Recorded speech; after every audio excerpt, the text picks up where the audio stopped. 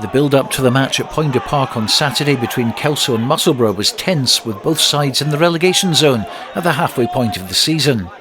Add into the mix the windy, wet conditions and you had a recipe for a very hard afternoon for both sides. Kelso got off the mark within just 3 minutes when the evergreen Bruce McNeil opened the home side's account with this try, his 9th of the season. Co-skipper Dwain Patterson added the conversion and then a penalty, which took Kelso into double figures. Musselburgh hit back though through former Jed Forest prop Harry Meadows, who got to the try line for this score. And with a Danny Owenson penalty added a few minutes later, the men from Stony Hill found themselves right back into the game. An Isaac Coates penalty opened up a 5-point lead for the hosts, but just before half-time, Musselburgh took the lead with a converted try from Finn Dirage to give the home side something to think about as they changed ends for the second half.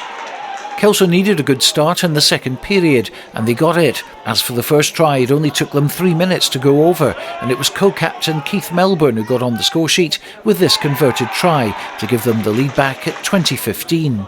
But Musselburgh were going to make this match as difficult as possible for Kelso, and back they came again with a second try from Dirage to tie things up at 20 apiece. It looked as if the two teams were going to have to settle for a couple of points each as the game headed for a draw, but with time running out, Frankie Robson stepped up to claim the 4 points, which are vital in their bid to stay alive in the Premiership and their third win of the season.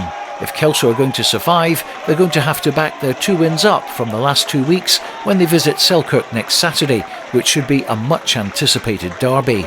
A home win at Poynter in front of a packed stand, you can't be obviously, it was one for the purists. It wasn't much of a spectacle, but pre-game we knew that was going to be the case. We've seen the forecast, and to be honest, it didn't change much of our game plan. We had to play in the right areas for the full 80, and I think we're starting to click, and it's finally working. We were quietly confident, and we showed that at scrum time we put them under real pressure, and I don't think we got the reward. I think a couple of times when we were sending their scrum backwards. And I don't think we were getting our rewards tactically on the defensive side of the ball when we were looking to slow them down. So just a really, really tough one to try and understand where you're going to get a hook into that game, because rucks felt like a lottery and scrum time felt like a lottery a little bit as well.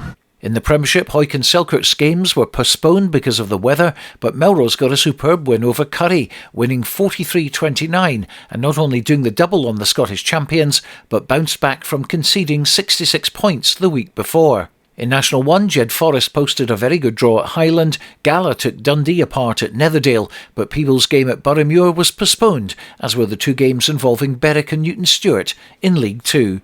Stuart Cameron, ITV News.